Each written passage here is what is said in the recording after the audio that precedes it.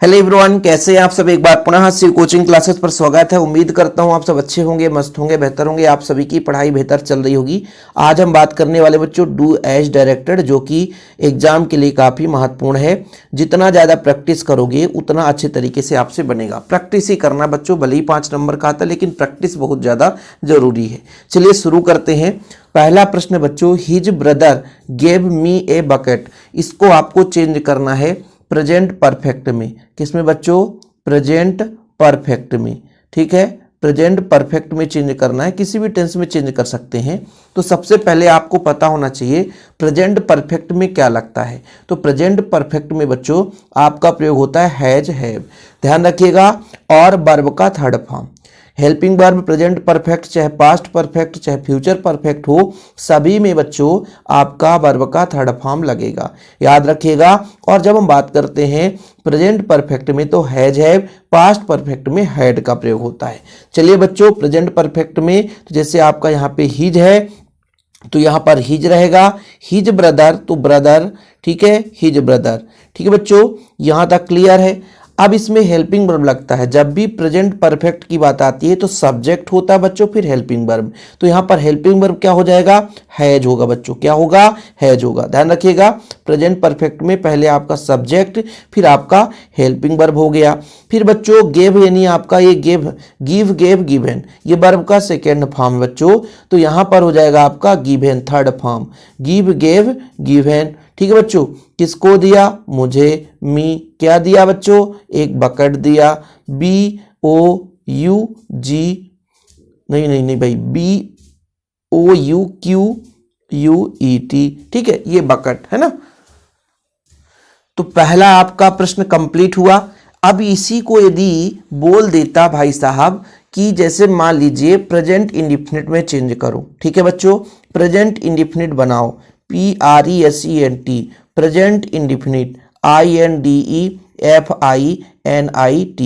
थोड़ा सा इसलिए हम डिटेल में चर्चा कर रहे हैं क्योंकि बच्चों क्वेश्चन तो है, घुमा सकता है ना। तो प्रेजेंट इंडिफिनिट की यदि बात करते हैं तो इज MR लगता है, सॉरी, प्रेजेंट इंडिफिनिट बच्चों डू डज लगता है।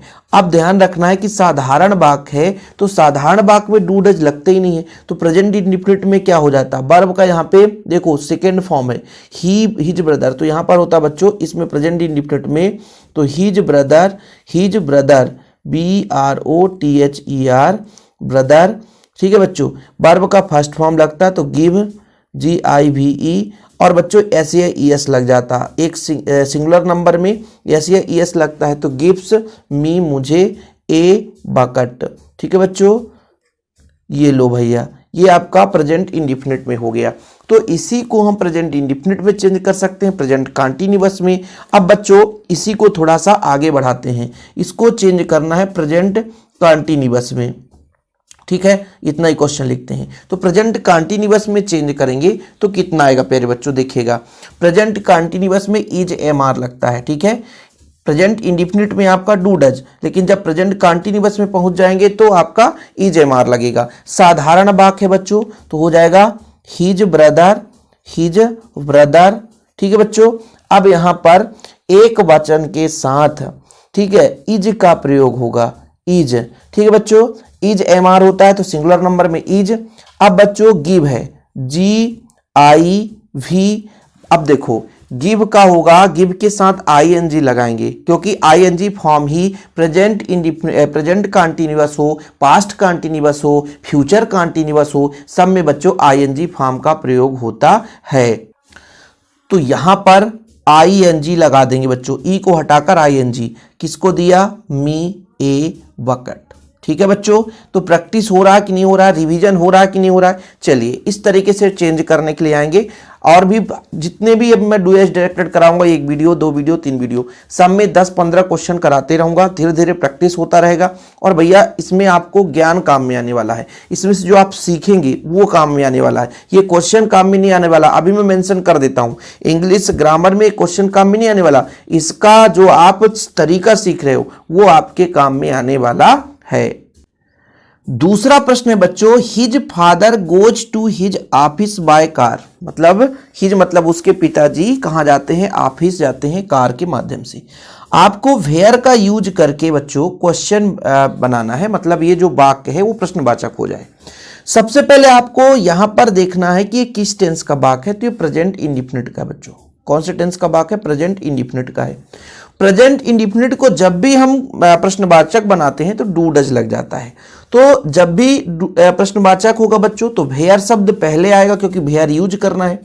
WHERE वेयर, और वेयर के साथ हेल्पिंग वर्ब लगेगा। प्रेजेंट इंडिफिनिट में हेल्पिंग वर्ब क्या लगता है? सर हेल्पिंग वर्ब तो आपका लगता है डू डज। अच्छा, डू डज में डू लगेगा कि डज? तो ये एक वचन है बच्चों, जैसे हिज फादर सिंगुलर नंबर है तो फिर आपका डज लग जाएगा, वेयर डज। ठीक है, यहां तक किसी को दिक्कत? अब प्रेजेंट इंडिफिनिट में जब भी हम पहुंच जाते हैं तो वर्ब का फर्स्ट फॉर्म लगता है, वर्ब का फर्स्ट फॉर्म लग जाता है बच्चों।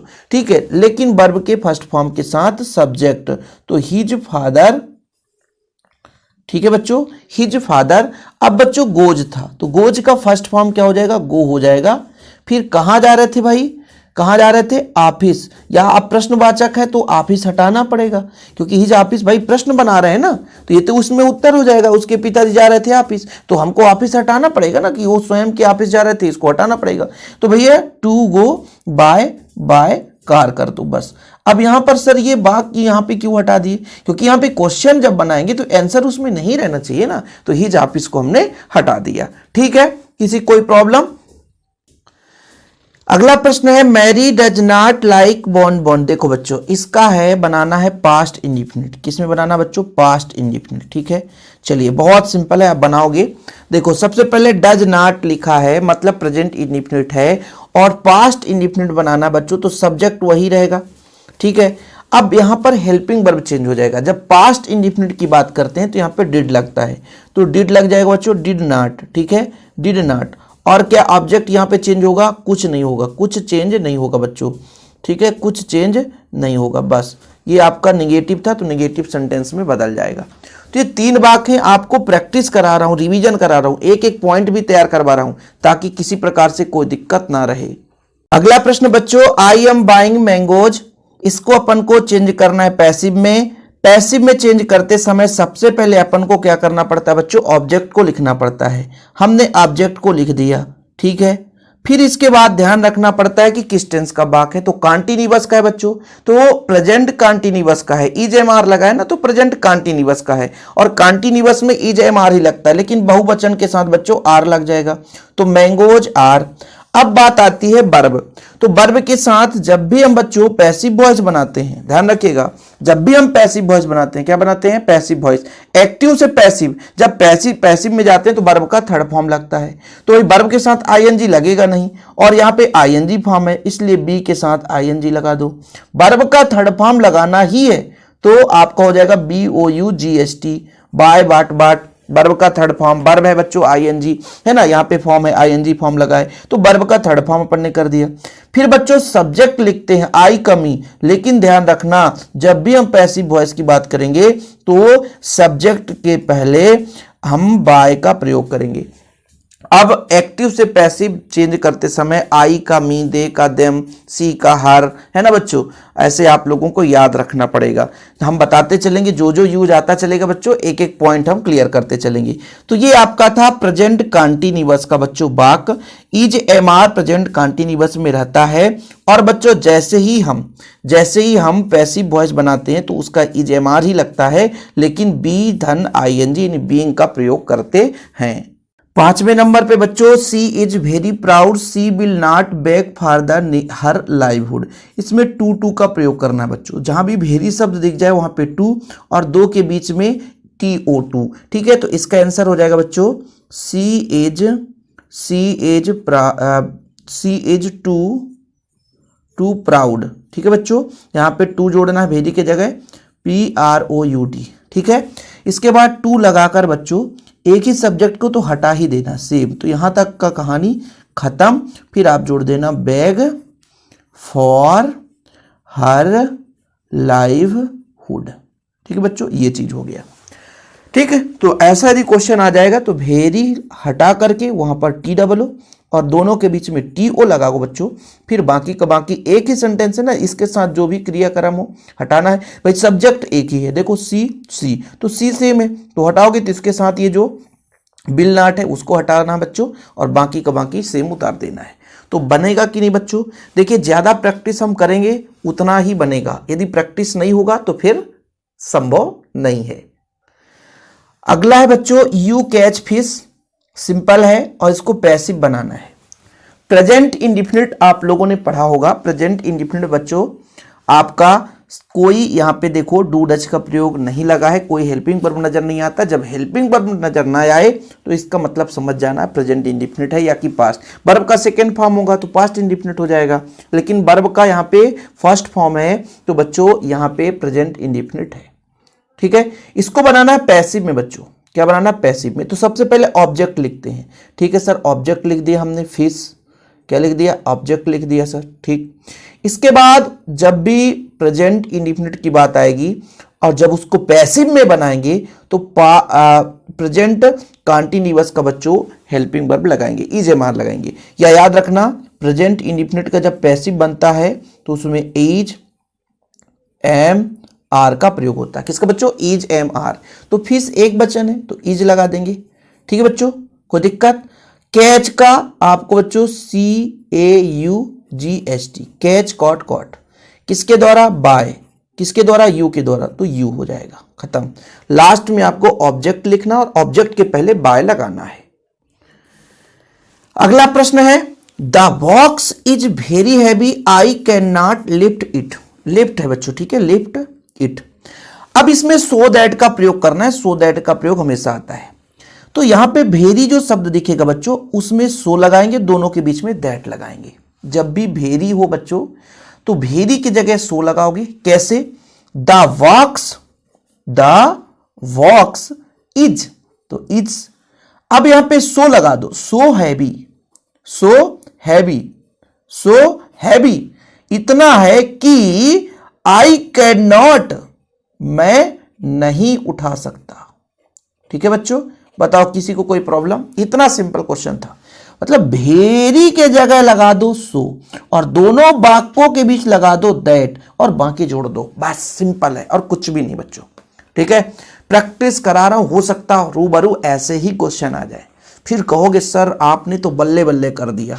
आपने तो बल्ले बल्ले कर दिया भाई, लेकिन बल्ले बल्ले कब होगा? जब मेहनत करोगे खूब सारा, और 2 दिन में तो भैया हम इतना मेहनत करने वाले हैं जितना आप सोच नहीं सकते। अगला वाक्य है बच्चों if it does not rain the crop will fail. इसमें क्या कह रहा है कि इफ के जगह में अनलेस का प्रयोग करना है। इफ के जगह में बच्चों अनलेस का प्रयोग करना है तो कर दो। अनलेस, अनलेस कर दिया। अनलेस बच्चों देखो एक निगेटिव, ऐसे आप समझो, ऐसा लग रहा है जैसे निगेटिव हो। क्या हो बच्चों? निगेटिव हो। तो यदि अनलेस लग गया तो निगेटिव चीज तो हटाई दो, निगेटिव चीज तो हटाई दो, याद रखना ना। फिर हो जाएगा इट। इट बच्चों आपका रेन था तो रेन्स हो जाएगा, RAINS। इट रेन्स द लगा दो, फिर क्रॉप, द क्रॉप, ठीक है, द क्रॉप विल फेल। ठीक है बच्चों, ये हो जाएगा। ठीक है, ये चीज हो गया आंसर। इसके बाद बच्चों एक फिर से प्रश्न में पैसिव वॉइस से हम क्वेश्चन लेकर आए हुए हैं। हो सकता है ये आपसे कठिन लगेगा कि who wrote you this letter, किसने लिखा है? The write wrote written, who wrote, किसने लिखा है भाई दिस लेटर। अब यहां पे समस्या आता है, सबसे पहले तो पहचानना है कि ये कौन से टेंस का वाक्य है। तो सबसे पहले बच्चों आप लोग इसको पहचानो, तो समझ में ना आए तो सेकेंड फॉर्म लगा, मजा आ जाए बच्चों। रोट तो आप समझ जाना कि सेकेंड फॉर्म लगा है तो ये आपका पास्ट ही है, और पास्ट इंडिफिनिट मानकर चलो, क्योंकि यहाँ पे बच्चों वैसे तो डिड का भी प्रयोग नहीं है यार, तो कंफ्यूज तो हो ही जाओगे। लेकिन ऐसा मान लीजिए आ गया तो फिर क्या करोगे? तो पास्ट मानकर चलेंगे। और पास्ट इंडिफिनिट में जब हम बच्चों लगाएंगे क्या? पैसिव वॉइस, तो बाज बर का प्रयोग होता है। तो बच्चों यहां पर हो जाएगा हु का हुम, याद रखना हु का हुम होता है। अब क्वेश्चन वर्ड है तो पहले ही लगेगा, हु का हुम होगा। ठीक है बच्चों, यहां पे आपका यहां पे रोट के जगह भैया सबसे पहले बाय होम लगाना पड़ेगा बच्चों, बाय होम। ठीक है, याद रखना जब भी क्वेश्चन वर्ड हो तो बाय होम, नहीं तो गलत हो जाएगा। फिर क्या बोला मैंने, बाज बर लगेगा तो बाज लगा दो। फिर आपका वर्ब का कौन सा बच्चों, थर्ड फॉर्म, तो वर्ब का थर्ड फॉर्म रिटेन, इसको बाद में लगाएंगे, लेकिन ऑब्जेक्ट पहले लगाएंगे क्योंकि इसके बाद अपन ऑब्जेक्ट लगाते हैं। तो भैया दिस लेटर, तो दिस लेटर है ना, पहले ऑब्जेक्ट रखेंगे तब तो फिर सब्जेक्ट रखेंगे। फिर वर्ब का थर्ड फॉर्म रिटेन, WRITTEN, ठीक है बच्चों, रिटेन बाय यू, तो यू हो गया, इस तरीके से हो गया। तो ये हो गया बच्चों, आज 9 ही कर पाए हैं और अगले वीडियो में और भी करेंगे। बाकी जिन्होंने क्वेश्चन आंसर के नोट्स नहीं लिए हैं तो मात्र 50 रुपये में मिल रहे हैं बच्चों, ऑफर चल रहा है और 3 साल के उसमें सोल्यूशन मिल जाएगा। जिस बच्चों को यदि लेना है शिव कोचिंग क्लासेस को तो आप हेल्प कर सकते हैं सर का, 50 रुपये में नोट्स ले लीजिए, है ना, और प्रैक्टिस भी करते रहिए, ग्रामर पोर्शन भी वहाँ मिल जाएगा। ठीक है बच्चों, बाकी आप लोगों के लिए है ना सेवा करता रहूँगा। जय हिंद, वंदे मातरम।